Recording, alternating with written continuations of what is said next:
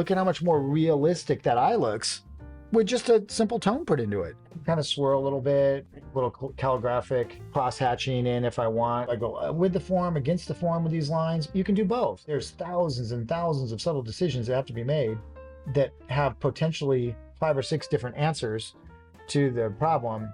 And depending on how that person navigates those questions, they're going to get a different result slightly. Now you're starting to really understand how to layer up a graphite. You're learning the language. So don't look at it as a failure. Don't look at it even as frustrating. You're learning the language, and that's how the language is taught.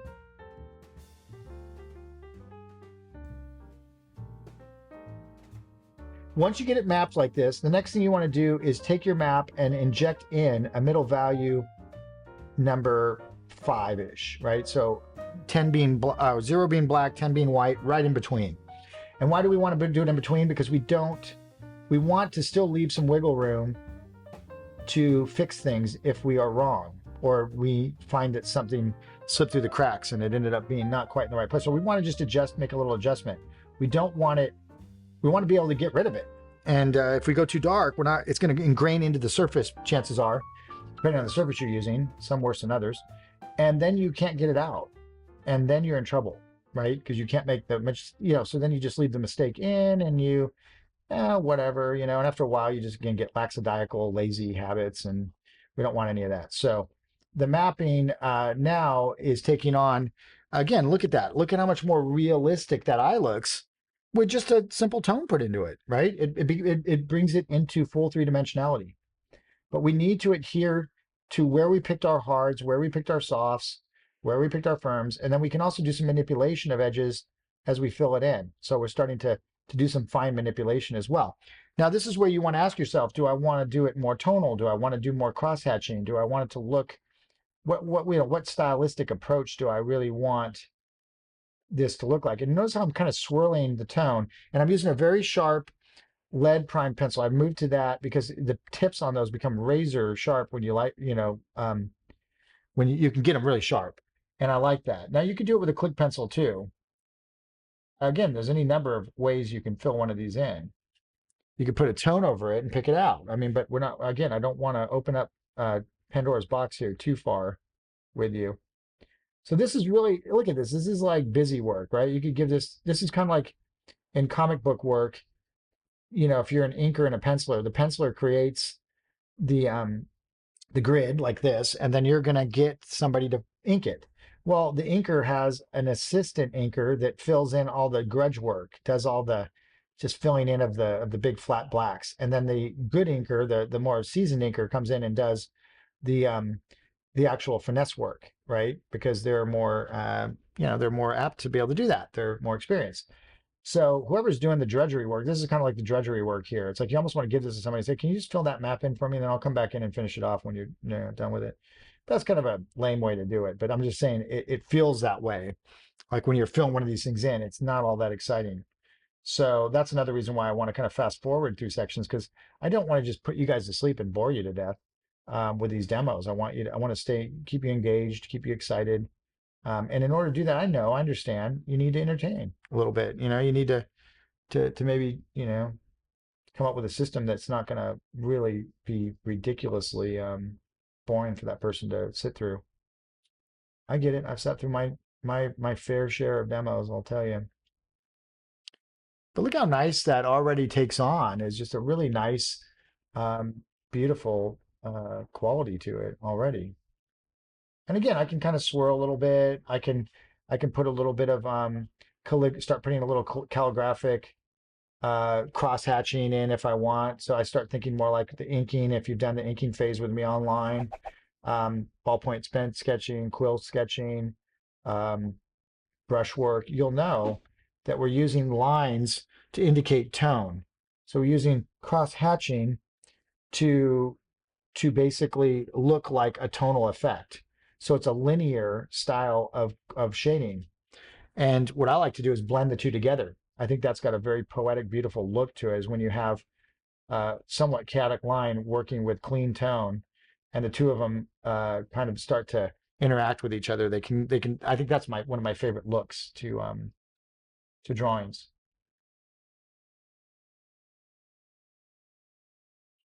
And so how do I do that? Well, like when you hear there's a highlight right here, I could put tone over it and pick it out with an eraser or an electric eraser, or I could chisel again with certain pencils and kind of encroach in on that highlight from either side and create and pinch in on it with these little lines, which creates the illusion of that highlight without actually picking it out. So it looks a little more organic. It looks a little bit more, I don't know, complicated, I guess. It has a different layering integrity to it.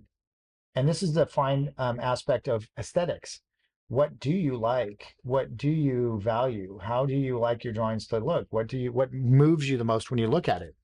Whose drawings?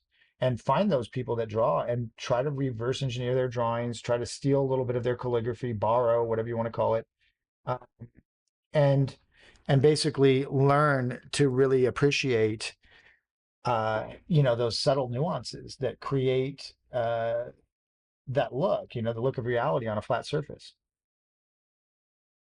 And I just enjoy noodling around on stuff, canoodling the drawing. It's fun. Now, again, we have a little indentation here, right? We have this little pucker. So it's going to be a little softer with a little core shadow on top. Look at that. Very subtle. Now, we have a really sharp pencil to get in there and do that. And then you want to kind of encroach in a little bit, but you want to be crisper along here and lighter right there to make it look like an indentation. And that would be the same way you would make an indentation in metal or a pucker on a person's forehead or the side note of a mouth or any of that stuff. It's all handled in a very similar manner. Now, I might need to take anything from my finger. I was about to use my finger, but it's a little small area to get into. You could take a little blending stump and do a little bit of blending on the top part of that. You could do that in any number of places. You can use it to smooth out areas if you don't like the textural aspect of the cross contouring that's occurring. You can smooth it back out using a stump, and then you can go back in over the top of it and put more lines over that. So you can kind of do it back and forth. And now there's a little core here. Now I switch back over to a quick pencil. Why? I don't know. I just thought I'd try it out, see how it's working. Like the other pencil. So it wasn't like a matter of the pencil not working. It was just like, oh, I think I'm going to mix it up a little bit. And again, as you become more familiar and more expert with your tools, you're going to want to explore them in that manner. And that means, using them, trying a different way of going at something or approaching it with a little different uh, tool and see what that does. Because all these drawings, until you've done about 100 of these kind of drawings or 50 of them, it's all going to be the experimental. And that's why when people say, well, what do you use for doing these long graphs? I say, well, I've only done like 50 of them in my life or 20 of them compared to 10,000, 50,000, 100,000 charcoal drawings. So I am way more fluent on newsprint than I am on archival surfaces. Someone says, what kind of archival surface matches newsprint? I don't know. I'm still looking for one because I don't do them every day. And it's not a bad thing. It's just they're time consuming. They're tedious. I usually do them through teaching now because I don't have time to sit and leisurely do these kind of efforts unless I'm actually teaching somebody. So um, I love doing them. I just they're extremely, I mean, time consuming. I start thinking about all the other things I should be doing, could be doing, need to be doing. And I would say, well, is it smarter to do one 50-hour drawing or 10 hours of lay-ins, 5 hours of anatomy study, another 10 hours of perspective. I mean, probably better to be doing the opposite, other than just hyper obsessing about one little area of study. Although this possesses a lot, so don't get me wrong, but I think you understand what I'm talking about. So now he's got a little bit of like almost like he's been wearing a hat or something, a little farmer's tan on the forehead. It's kind of cool looking. I mean, it's kind of got an interesting. So we might shoot for that. Now look, I mean, do I go this way? Do I go this way? Do I go this way? Do I go with the form, against the form with these lines? You can do both. I mean, but a lot of it has to do, again, I know you hate these answers probably where it's like so ambiguous. Well, you can do either or. You can do it. I'm just being honest. But I mean, at the same time, a lot of it has to do with what you're doing in other areas whether you go this way or that way or against it or with it, what's underneath it? What's to the left of it? What's to the right of it? Is everything going in one direction? Then go the opposite direction. Um, a lot of it's common sense. It's like do the opposite of what you're doing everywhere else. So if you've been going this way a lot, then down here maybe switch and go this way, just for for variety, for God's sakes, So a lot of times people overthink it and think there's some magical, mystical way that you determine whether you go with or against the form. No, it's aesthetics. It's just how is the thing stacking up? And that's why there's so many ways to do it because how that person's stacking up that drawing is going to determine certain ways that they approach different sections, and someone else might be stacking it up differently and make a different choice. And therefore, you know, when we all get done, we have 10 different people drawing this drawing that look distinctly different because there's thousands and thousands of subtle decisions that have to be made that have potentially 5 or 6 different answers to the problem. And depending on how that person navigates those questions, they're going to get a different result slightly. But at the end of the day, it's still going to look like Bob and it's going to look like him, hopefully in this pose, but it's not going to be the same. And that's what we need to afford that opportunity. We need to make sure that we understand that and don't force everybody to try to duplicate every stroke, stroke for stroke, because it's maddening and it's not necessary and it's not even what you would want for that person from an educational standpoint. That's why I never really agreed with those little like paint, sip and draw, whatever, drinking wine and drawing and painting, and everybody's like doing the step by step, paint by numbers. It's not even really painting. It's more just like social hour or something. I don't know what it is, but it's not really. I mean, everybody trying to duplicate everyone stroke by stroke. That's I mean, I can see where people would be appealing to somebody who's more at a rudimentary level because you can go home and show your spouse or something that you did some kind of maybe Rembrandt copy or something that looks somewhat like that. But everybody in the class was just like, okay, well, now we're gonna do stroke number one, now we're gonna do stroke number two, and everybody else, not my type of really learning. Um, so now I'm filling in the hair a little bit as it blends away from that head. You can see some little calligraphic strokes that are starting to make it in because I like calligraphy. I like the way calligraphy is your handwriting, the way your strokes go down, the way you interpret reality through slaps and dashes. And so, you can see now we're still in that middle value range. We're really not deviating out into the darks yet. We're not going full value range. We're still refraining and just kind of trying to fill it in calligraphically in that range. And you can see how I'm starting to swirl around, do some muka, inject a little bit of muka in there, a little bit of inking as I'm trying to get some of the sheen on maybe I pull a couple strokes through. And it's a cool look.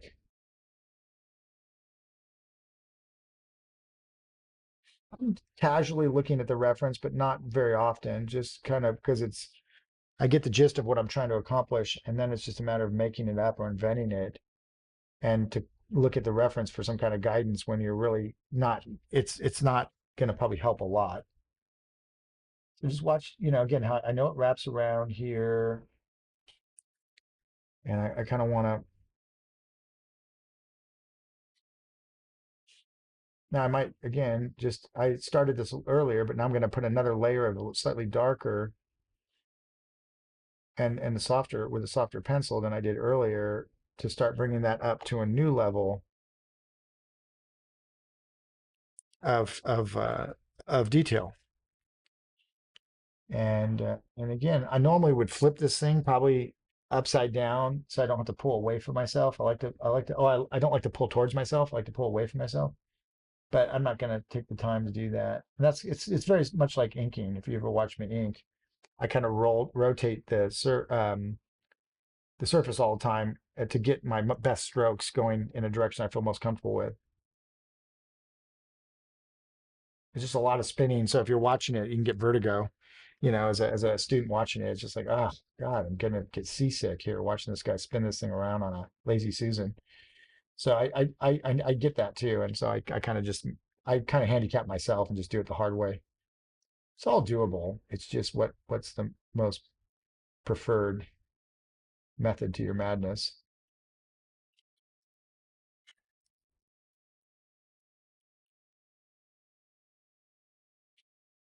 So again, I wouldn't normally pull a stroke like sideways like that. I would flip it and then pull it away from myself.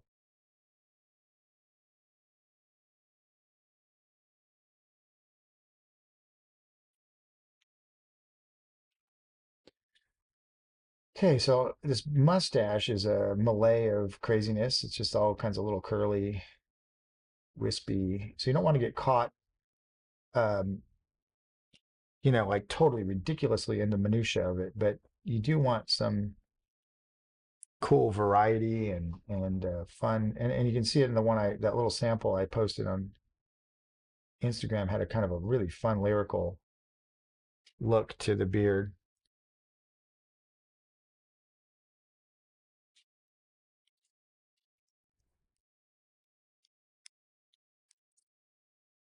Back on this pencil again.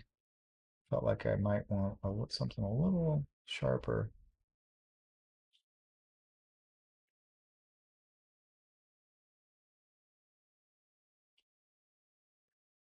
Maybe, really accentuate that sharpness right there. Again, under here. And then we have a little soft on top for this little crease line right here. And then we have another crisp right there and a little bit. Now, so look at that. You got to really get in there. There's no fast way to do that. Don't be rushing and trying to do that lip area or anything like that quickly. It's just not going to work. You got to slow down. But you don't have to slow down when it's like, okay, stop. Okay, stop. I mean, you don't have to do that. So again, I don't get that when it's that ridiculously slowed down, but just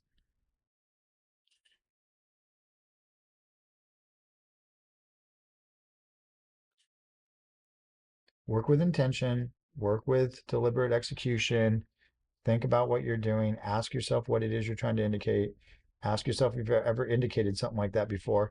If not, you might have to come up with it on the fly. That means slow down a little bit because it is dangerous territory because you're not sure how you want to do it. And that usually doesn't end well unless you have some kind of motivation behind where you're going. It just turns into a mud bath. It's like throwing stuff at it and hoping something cool and articulate's going to magically land on the surface. Now, again, the hairs radiate out and they roll, radiate out, roll, come down, roll. You've got this so I pull the stroke like this, then I let it dip in, then I dip it back up again, then I roll it again. So it's starting to follow the topography more or less of how that hair growth is going on that beard, rather than just throwing it in there and I don't know, it's like willy nilly. It looks all There's a logic to the way hair grows. Some people have beards that are very very lyrical in how the the hairs intertwine and how they roll. Other ones, it does look like a rat's nest, and it's just kind of a big clump of madness. But his starts to have like a little lyrical quality to it that I am picking up on and accentuating because I think it's going to look cool.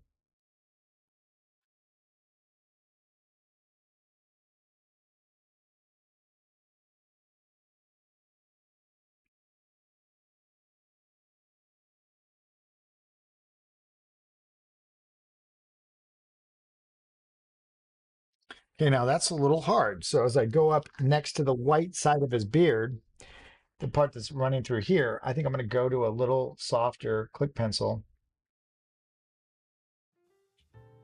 that feels like I can encroach in on it a little bit darker and not have it be a little more tonal. And I might use my finger a little bit just to glaze over it, knock it back a little bit.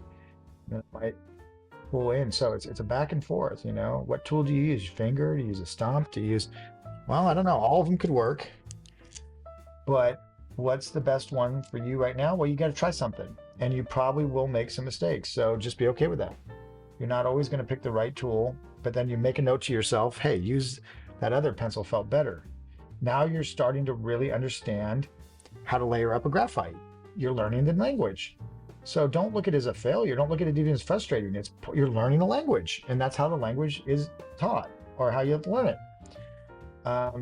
You're learning to speak visually on a surface in a certain way. All right, you guys, so I want to thank you so much for joining us for these videos. We really put a lot of love into them. I hope you can feel that. We're really passionate about what we do. So if you would like to click below to like and share, and maybe tell a friend, an aspiring artist, that you think these might benefit, we would really appreciate it. It really helps us to stay inspired to give the best content we can. Thank you.